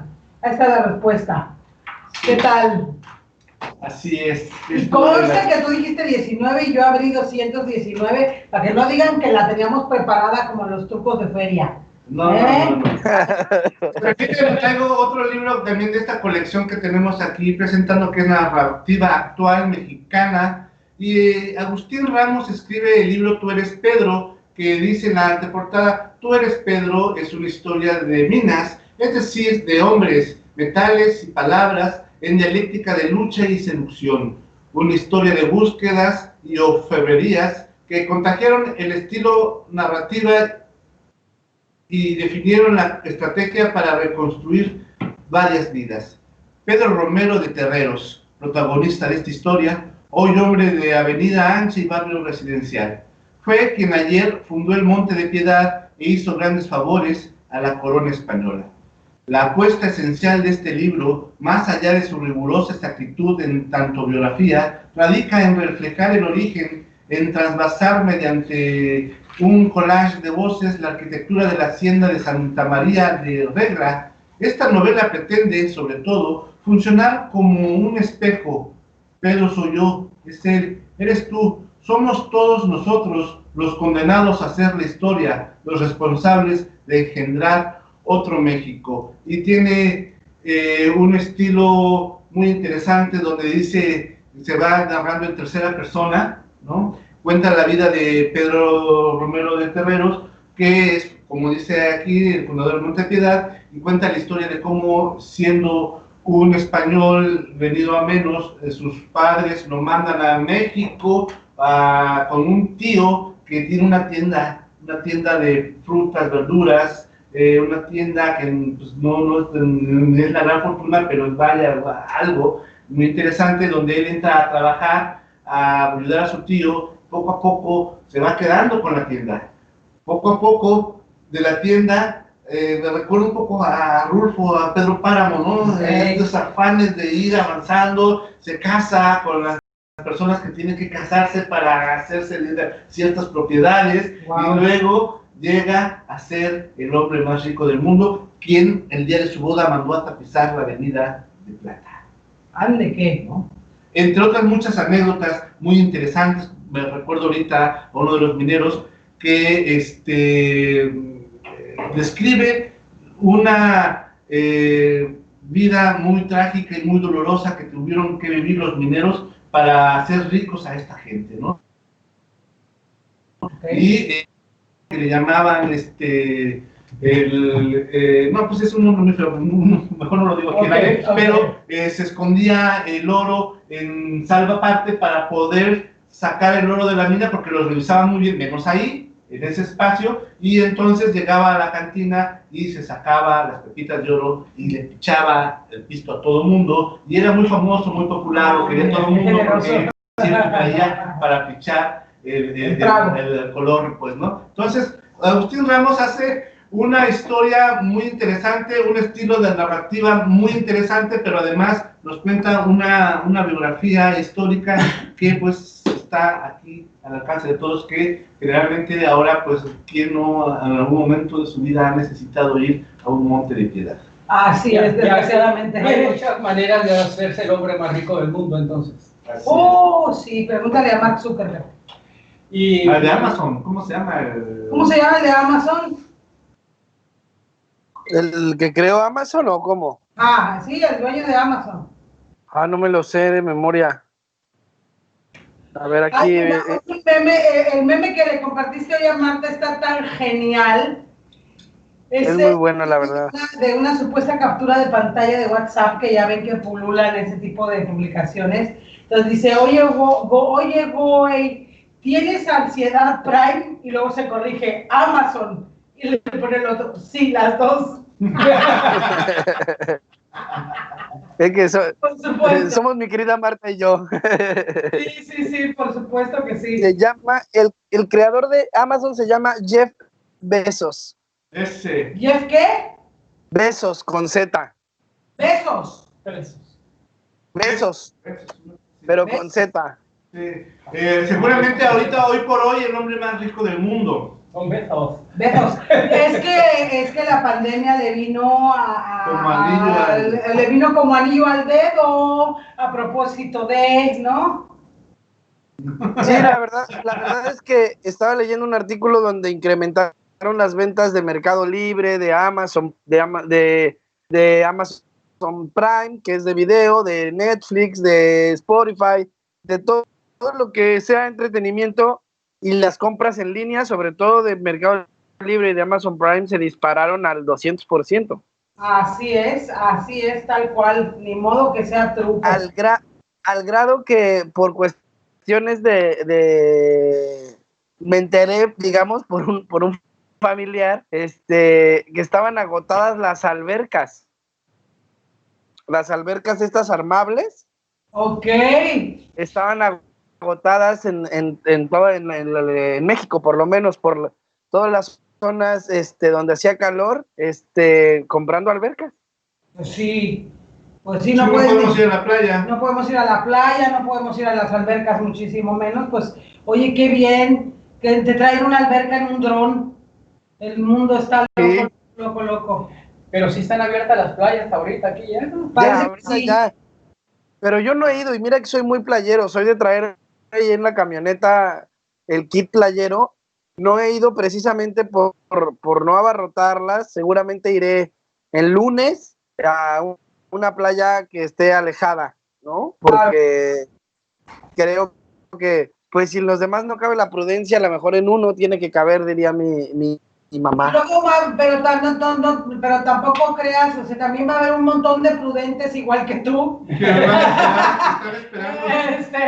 Sí, porque hay de todo, ¿no? Eso es algo que es bien importante. O sea, tú dices, voy a ir, y yo me veo ahí diciendo, yo me regresaría. O sea, si yo veo una fila de carros para acceder. Yo también. Pero hay muchas personas que dicen, no, ya estamos aquí, hay que aguantar, no pasa nada, hay que aguantar, ya venimos a dar la vuelta, ya compramos la carne, lo que sea, ¿no? Yo me regresaría. Y no me regresaría solo en tiempos de pandemia, me regresaría en cualquier, me salgo de cualquier lugar que esté abarrotado, en donde haya que hacer una cola, una fila muy larga. Yo solo hago filas muy largas en un banco cuando no me queda más remedio. De ahí en fuera me puedo quedar sin lo que necesito por no hacer una fila. Ni en la fila de las No, ni en las tortillas. yo soy súper desesperado. Yo ni en la fila del banco, prefiero aguantarme y regresar al otro día o endosar el cheque y ahí nos vemos. Pero afortunadamente con todo esto de la pandemia ya es todo por las bancas electrónicas. Y digo afortunadamente porque yo pararme en los bancos, hacer filas. Es más, si voy a una tienda de estas de conveniencia, rojo con amarillo, y hay más de 3 personas y hay una persona que está haciendo recargas, vámonos a otro. Sí. Al fin hay muchos. No, sí, yo también estoy enemiguísima de hacer filas. Hay veces que no te queda más remedio, pues, ¿no? Que dices, bueno, ¿no? Pero si lo puedes evitar, bueno, por lo menos yo si lo puedo evitar, lo evito, definitivamente. creo que yo lo seguiría haciendo por algún concierto o alguna obra de teatro que esté abarrotada y que haya que hacer filas. Creo que sería por lo único que volvería a hacer filas. Por un concierto o por entrar a una obra de teatro. Cuando hay fila para entrar a ver una obra de teatro mía, esa sí me gusta. Sobre todo porque no la tengo que hacer yo. Me encanta ver cuando, por ejemplo, llegan a algún concierto a vender los boletos un día y en la noche se quedan a dormir ahí los fans del artista y se hacen unos como festivales previos ahí donde todo el mundo está conviviendo, esperando, respetando cada quien su lugar en la fila. Así para que en la mañana o hasta el día siguiente que abran la taquilla están ya ahí esperando su boleto, ¿no? Así es, sí, es todo un ritual, que bueno, cosas pero tampoco lo haría. Que ya no pueden suceder. No, yo tampoco lo haría, estoy muy desesperada para eso, definitivamente. Sí. Bien, entonces, seguimos con nuestros libros. Por cierto, está moviéndose. Ya quiere. Fíjense que a mí me encanta la fotografía. Regreso en un segundito. Sí, señor. Muy bien. Pata de perro, de biografía de Héctor García. Está hecho este libro muy interesante por Norma Inés Rivera. Y lo abrimos así como la consulta que acabamos de hacer con la señora Feminidad. Lo abrimos donde está la foto del Instituto Politécnico, están los jóvenes estudiantes politécnicos México DF en septiembre de 1968, archivo fotográfico de Héctor y María García. Y bien, estos libros que además de que nos podemos dar un taco de ojo con las fotografías en blanco y negro, aquella fotografía que tenía que ver con la... antes tomar una fotografía implicaba mucha más solvencia técnica de manipulación de la cámara y además aprovechar el número de placas que traía tu rollo, tu negativo, porque si traías 24, eran 24 placas y paras de contar, por claro, eso, ¿no? Claro. Entonces, ahora pues con la fotografía digital, de una sola imagen podemos hacer miles de fotos y además ahí mismo las editamos, ¿no? Claro. Mientras que en la época de Héctor García, pues era muy difícil. ¿Qué es lo que encontramos en una imagen? Pues bueno, aquí vemos, por ejemplo, a los estudiantes del Politécnico en el 68 escalando también unas figuras muy barrocas en la Catedral de México. Esta foto fue tomada también en 1968 y pues muy de boga ahora con la cuestión de las protestas que hacen, por ejemplo, la toma del edificio de los derechos humanos, donde la protesta lleva a perjudicar obras de arte y a perjudicar inmuebles, ¿no? Y archivos. Y archivos que además tienen que ver con la necesidad de rescatar los derechos humanos de otras personas que también están pasando por momentos difíciles. Y bien, ¿qué nos dice una fotografía abierta, el libro al azar? Pues nos da pie a reflexionar sobre cómo los monumentos históricos tienen un gran valor. Aquí los jóvenes que están escalando los muros de la catedral, pues evidentemente poniendo en riesgo no solamente el patrimonio histórico, sino su propia humanidad, pues, ¿no? Pero también podemos percatarnos de que en la sensibilidad del fotógrafo, al captar un punto de vista en donde encuentra una perspectiva, una profundidad focal que puede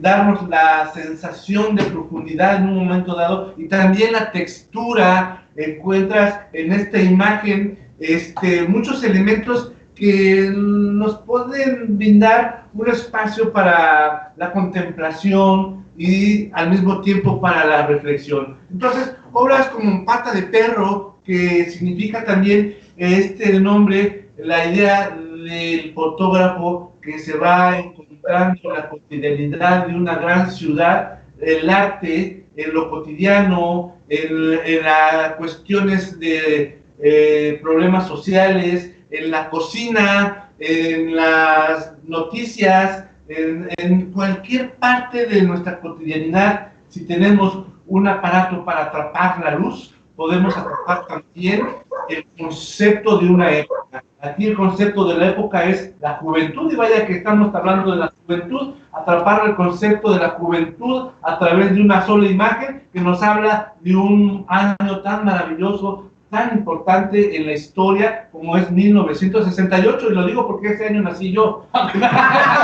Solo por eso.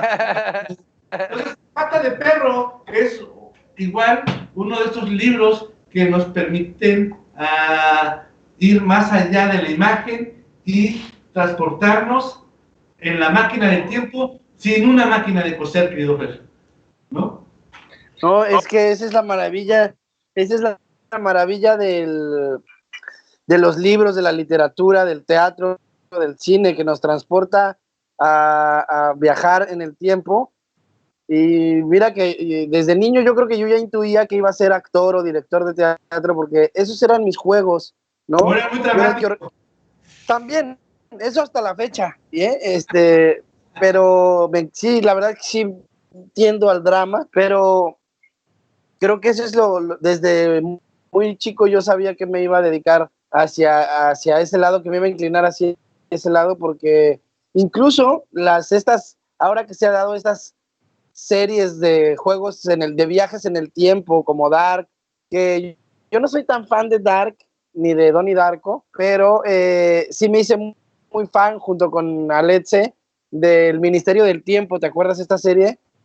Que se quedó, que justo jugaba con esto, ¿no? Y además no solo no era una historia basada en la imaginación de alguien, más bien estaba basada en la propia historia de España, y eso era lo interesante, que te llevaba a conocer, para los que somos fanáticos de la historia de México y de España, y de la conexión y el vínculo que hay entre ambas, porque Colonia, pues era muy divertido de repente viajar al pasado y encontrar el por qué era necesario, porque eran unos como policías del tiempo. Y entonces viajaban, por ejemplo, me quedó muy grabado el de cuando convencen a Cervantes de que tiene que escribir el Quijote, ¿no? O que viajan en el tiempo y tienen que, cuando conocen a Dalí y a García Lorca y a Buñuel en la universidad, ¿no? Que estaban en la universidad y no eran todavía ni Dalí, ni Buñuel, ni Lorca, ¿no? Sí, y claro, bueno, dicen ellos, o sea, lo que pasa es que el conflicto del capítulo va de que está a punto de suceder algo que va a impedir que suceda lo que sucedió en la historia. Entonces eso va a cambiar toda la historia, eso va a trastocar toda la historia. Entonces ellos, los agentes del Ministerio del Tiempo, tienen que ir a que la historia suceda. Entonces, me encanta ese capítulo donde andan cazando el recibo de pago del Guernica, por ejemplo, ¿no? Son cosas así como muy, muy interesantes. Hay un capítulo donde Goya está determinado a no pintar la maja desnuda. No la va a pintar y no la va a pintar. ¿Y cómo la convence? ¿Cómo la convence? Pues hay que ver el Ministerio del Tiempo. No, digo, y la maja, sí, bueno, no, sí hay que verla desnuda. Digo, Muy maja ella. Sí. Muy Hay un maja. perfume No, chino, pero está muy interesante porque... Pero no es chino, es español. Español. es lo que decía en español. Y es Es que lo que pasa es que lo venden las tiendas chinas. Se supone que la maja es la duquesa de Alba. O a lo mejor no estás equivocado, ya ha de haber maja china. Ya ves que todo. Pues Todo sí, chino. todo cabe en una china. En una tacita china. Pero qué interesante sí la cuestión de la revolución tecnológica que nos lleva a tener estos dispositivos y que nos permite guardar imágenes y vivir de las imágenes. Ustedes no están para saberlo y yo se los voy a contar, pero hoy me acabo de ingresar después de mucho tiempo que había escuchado yo la palabra Instagram y no sabía, o sea, poca curiosidad, ¿no? Después aquí un pajarito me dijo, no, pues esto es fotografía, bueno, entonces a lo mejor sí me interesa, ¿no? Y voy dando la sorpresa de que pues hay imágenes muy interesantes, mucha creatividad y una fiesta de colores y la posibilidad también de evadir esta realidad monotemática a partir de una imagen para que a la hora de regresarnos pudiéramos nosotros entender que los colores y los espacios y los ambientes pueden producir sensaciones y pueden ser en un momento dado terapias curativas o terapias de relajación, porque de repente nos faltan elementos para que la cotidianidad, vaya la redundancia de la palabra,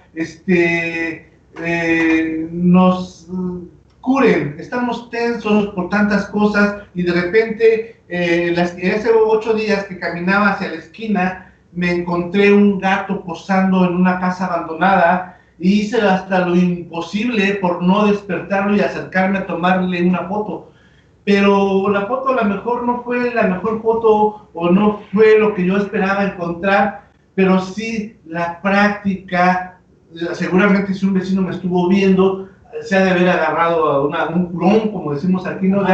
Ir como bandido a tomar una foto sin hacer ruido, sin dejarme ver, y en el momento de tomar la foto hacerlo con todas las precauciones, para que pudiera traerme yo una foto que seguramente dentro de 10, 15 años, cuando la vea, me va a producir, a lo mejor no muchas emociones, pero a lo mejor sí me retrae a esta época del 2020 en que estábamos enclaustrados en una casa, encerrados, como ese gato encerrado en una casa abandonada, pero que nada tiene que ver con el encierro que estamos viviendo actualmente, ¿no? Pero la foto encerraría ese recuerdo. Exactamente, ¿no? Así es. Entonces ahí está pues la relación entre la máquina del tiempo y nuestros celulares con estupendas cámaras que nos permitan encerrarnos en el tiempo, irnos a través del tiempo o bien recuperar el tiempo perdido.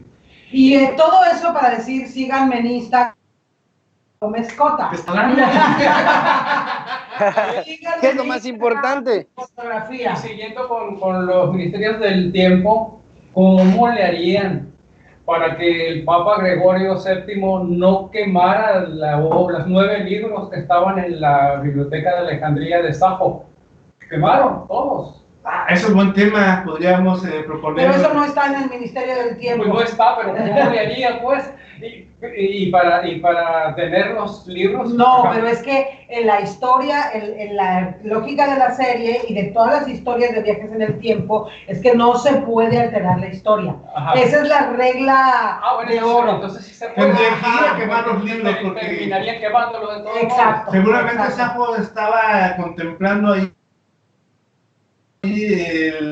o el misterio o alguna cuestión que iba a poner en riesgo la vida de los O sea, el capítulo tendría que tratar de que alguien no quiere quemar los libros y ellos van a provocar el incendio para que los libros se quemen porque la historia tiene que seguir su curso. Sí, porque los tomaron por y es algo que se repite en muchas películas, en muchos libros, en muchas series que no puedes alterar, ¿no? Está en esta película que es muy buena con Ashton Kutcher, la de Efecto Mariposa, te muestra cómo el alterar el pasado una y otra vez nunca sale como él quiere. Y la única manera de que salga como él quiere es alejándose de ella por completo, ¿no? Y aún así, este efecto mariposa que provoca que haya un caos en el tiempo y se altere y se mueva todo. Una y otra y otra y otra vez. Esa es como la única regla, digamos, a la que deben obedecer las series y películas. Ahora sí que es la única regla a la que deben obedecer los viajes en el tiempo. Así que acuérdense, cuando vayamos al pasado, no traten de cambiar el curso de la historia. Porque no toque nada. ¿Andé? No toque nada. Exacto. En el Ministerio del Tiempo, el protagonista, que es Rodolfo Sancho, en el primer capítulo pierde a su novia. Esto no es spoiler porque no tiene nada que ver con la secuencia de la serie. En el primer capítulo su novia muere en un accidente. Y entonces lo corren, él es socorrista o paramédico, una cosa de esas, y entonces lo llaman del Ministerio del Tiempo, así como que ya no tiene nada que perder, y lo llaman para que trabaje en el Ministerio del Tiempo, y claro que lo primero que se le ocurre es ir a tratar de evitar que la novia muera en el accidente, pero no le funciona nunca, o sea, tiene que entender que nadie regresa de entre los muertos, pues, ¿no? Y que ese pasado al que viaja, pues ya vamos a decir que en realidad no existe, ¿no? Entonces, ya le dicen, es ficción, güey, ya no es cierto. No, así tiene que ser porque ¿de dónde ibas a sacar los 9 libros? ¿Quién los va a escribir? Y ya no se pueden escribir porque nada más ella los escribió. Exactamente. Sí, ahí está. Sí, y hablando de mujeres, que hablamos hace rato de mujeres escritoras, filósofas, Safo, tal vez considerada como la primera escritora, ¿no? de la historia, ¿no? Y lamentablemente lo leemos la semana pasada con Rafa aquí, su poesía erótica, su poesía que considerada inmoral por después generaciones futuras, que después llegaron. Solo se conserva una oda. Adelante. Himno en honor a Afrodita. Wow. Dice: oh tú en 100 tronos, Afrodita reina, hija de Zeus, inmortal, dolosa, no me aconsejes con dolor y sexo, ruégote Cipria. Antes acude como en otros días mi voz oyendo y mi encendido ruego, por mí dejaste la del padre Zeus alta morada. El áureo carro que veloces llevan lindos gorriones sacudiendo el ala, el negro sueño desde el éter puro raudo bajaba. Y tú, oh dichosa, en tu inmortal semblante, te sonreías, ¿para qué me llamas? Y cuál en tu anhelo, ¿cuál padeces ahora? Me preguntabas. Anda de nuevo el corazón inquieto. ¿A quién pretendes enredar en suave lazo de amores que tu red evita, mísera Safo? Que si te huye, tornará tus brazos y más propicio ofrecerá dones, y cuando esquives el ardiente beso, querrá besarte. Ven pues, oh diosa, y mis anhelos cumple, libera el alma de tu dura pena, cual protectora en la batalla lidia, siempre a mi lado. Me gusta esta forma porque se llaman estrofas sáficas en honor a ella, porque ella las hacía. Son 3 endecasílabos y un se le llama pentasílabo. Es bonito el ritmo que da, vas con los 3 y luego cortas con 5. Ajá. Y luego vuelve 3. Y vuelve otra vez. Me gusta esta forma. Okay. Yo la encontré teníamos a Esteban Manuel Villegas la vez pasada. Ajá. Y él escribía esta forma. Cierto, trajiste una, sí, ¿no? Estrofas sáficas. Leí una. Cierto. Sí, se usó mucho después. Y Platón la llamó la 10ª musa, a Safo. Y es interesante también el tema de las bibliotecas quemadas, la historia que se tuvo que eliminar para que sobre la un nuevo régimen, los vencedores van a contar su propia historia y tienen que eliminar la anterior, ¿no? Entonces, ¿cuántas historias tenemos? Como la biblioteca la más famosa fue la biblioteca de Alejandría, pero también en culturas prehispánicas hubo también su depuración, digamos, ¿no? su depuración cultural. Sí. Fíjate que en El nombre de la rosa, de Humberto Eco, novela que por supuesto recomiendo amplísimamente, que es un ejercicio de semiótica muy interesante, pero además, pues algunos de ustedes seguramente habrán visto la película del nombre de la rosa, protagonizada por Sean Connery, que además es como que Sean Connery protagonice esa película es una especie de chistorete, ¿sabes? Porque una especie de guiño, ¿no? Porque ustedes saben que Sean Connery fue James Bond. En algún momento de su vida le tocó hacer sus buenas tantas películas de James Bond. Y entonces El nombre de la rosa es un juego maravillosamente divertido en el que es una historia de espías. Es totalmente una historia de espías, pero ubicada en el medioevo, ¿no? Entonces es un James Bond que aquí es Guillermo, no recuerdo, porque tienen unos nombres así. No, Guillermo de Ockham, no. Ahorita lo voy a recordar. Dile que te lo recuerdo. Protagonista del nombre de la rosa. Esa es la imagen de un filósofo, de un... Sí, claro.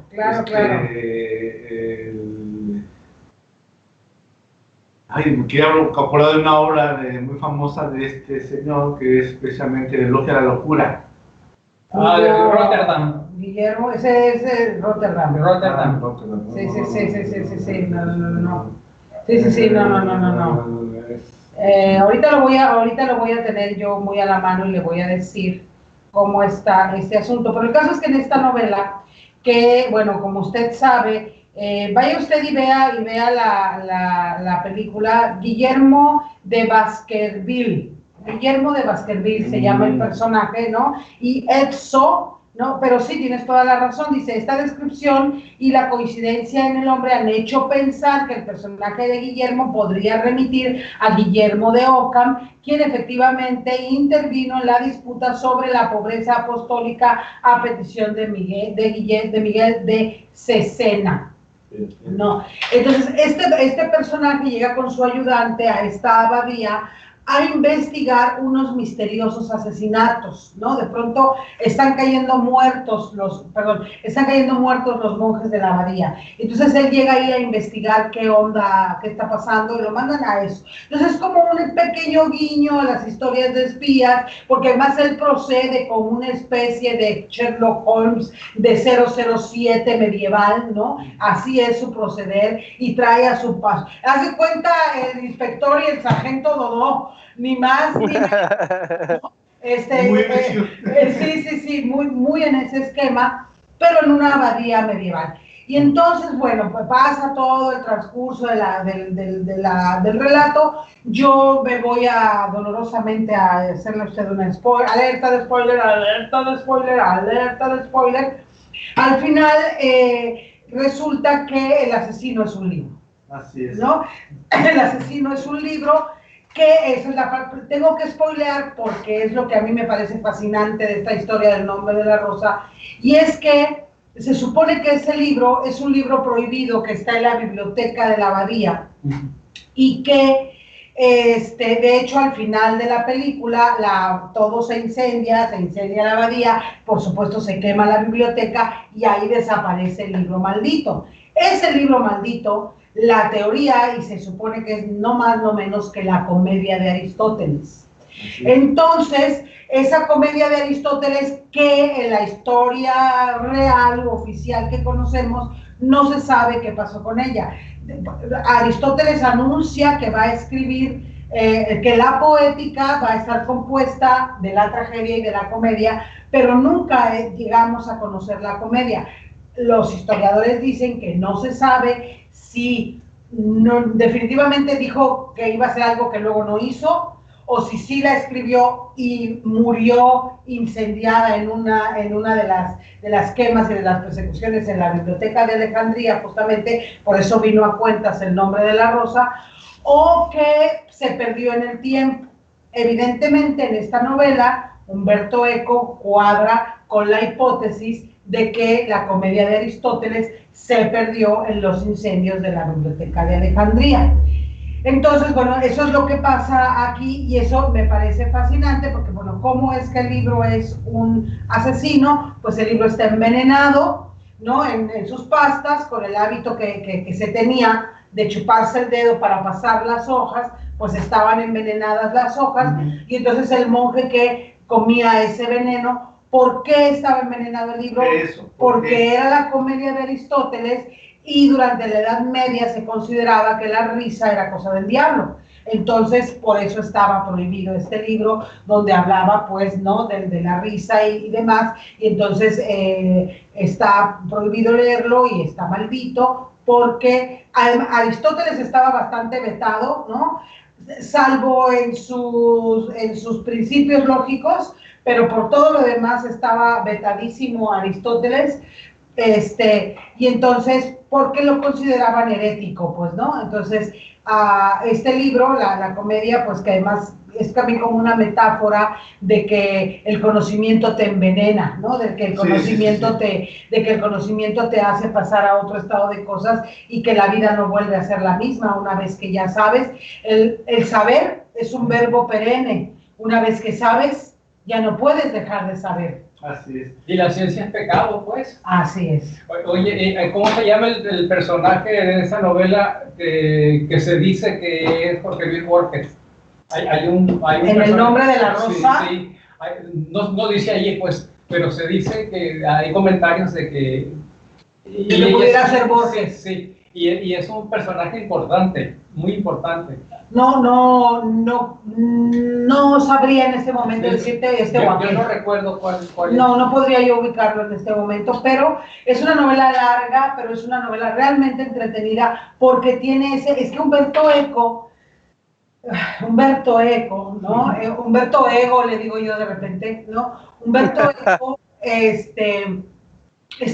tan minucioso, tan dedicado y tan juguetón, que hace una novela de espías del siglo XX y los ubica en la Edad Media, y además ya cuando uno ha estudiado semiótica y estas cosas, además ves cómo hay una lección de semiótica aplicada a lo largo de toda la novela, y es muy divertida. Y ya cuando la pasan a la película y ves que Sean Connery es que quiere hacer este personaje, dices, es que todo es un chiste, pues, ¿no? Es muy, muy divertida, la verdad. Sí, precisamente el sentido lúdico de la poesía está ahí replanteado, porque el sentido lúdico desaparece de la ciencia, desaparece de la tecnología, desaparece de la mística, pero no desaparece ese sentido lúdico de la poesía, de la creación, y tiene que ver precisamente con esta cuestión mística, esta cuestión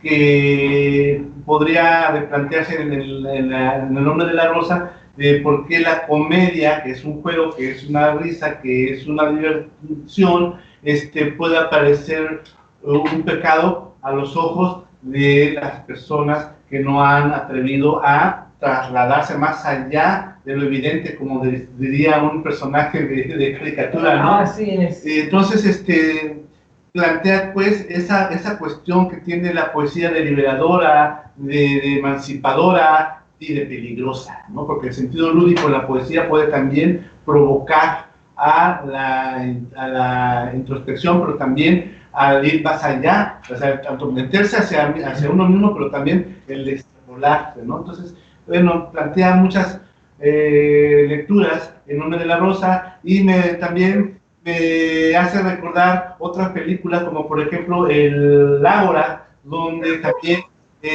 a través de la religión es motivada la quema del ágora, donde se pierde la historia de la filosofía, la historia de la ciencia, los más grandes pensamientos obtenidos hasta el momento se pierden por el afán de la parvada, de la muchedumbre, a nombre de un Dios único y universal que no permite el conocimiento y que tiran los monumentos, tiran las emblemas, queman las bibliotecas y aquí nada más hay una sola palabra, es universal y es única, ¿no? Entonces, bien, es otra metáfora de cómo el conocimiento puede poner en riesgo a una democracia, porque finalmente estas religiones que fueron instituidas como la religión oficial no fue otra cosa más que darle la posibilidad de continuar en el poder porque la democracia así lo pide, o sea, son más ellos, entonces vamos a darle a ellos la posibilidad de dominarlos a través de sus propias creencias, ¿no? Así es. Yo digo que el personaje que te digo de El nombre de la tiene que ver con la biblioteca porque claro, es el cura ciego. Es el cura ciego que cuida la biblioteca. Claro, y es el que resguarda el libro y es el que lo envenenó. Sí. Así es. Ya nos vamos, oye, qué buen dato. Fernando, muchas gracias. Muchísimas gracias a ustedes por invitarme de nuevo y espero pronto regresar a la tertulia. Ahí, aunque sea... Te va a volver a tocar porque es jueves de contertulianos, entonces te va a volver a tocar necesariamente y sé que aquí vas a estar muy pronto. Muy bien, recomendándoles alguna serie, alguna película, algún libro y obviamente tengo que hacer el comercial, espérenlo muy pronto, regresa el Kamehameha en pocas semanas. Así es. De manera virtual. Vamos a ver el Kamehameha. Ya nos vamos, Luis Fernando. Un gusto haber compartido con Fernando, con Juanito, con los compañeros toda la vida aquí en la tertulia. Un gusto estar compartiendo con todos ustedes. Así es. Muchas gracias, Fer. Ya nos vamos. Ya nos vamos. Muchas gracias a ustedes, muchas gracias a Fernando Muciño, muchas gracias a Juan Quintana. Juan Quintana, Quintanilla te iba a decir. Muchas gracias, Juan Quintana, que está ahí, productor de Radio WAPS, que está ahí en los controles técnicos al pie del cañón, desde luego. Muchas gracias, Rafael, Fernando. Muchas gracias a mi querida Yasmín Rodríguez por este espacio. Este es un programa de la Licenciatura en Comunicación, Departamento de Ciencias Sociales y Jurídicas de la Universidad Autónoma de Baja California Sur. Yo soy Alexia Almada, no se pierdan este sábado a Ignacio Flores de la Lama, el miércoles webinar también, así que allá ando yo en todas partes. Soy Alexia Almada y nos encontramos en la próxima tertulia. Bye.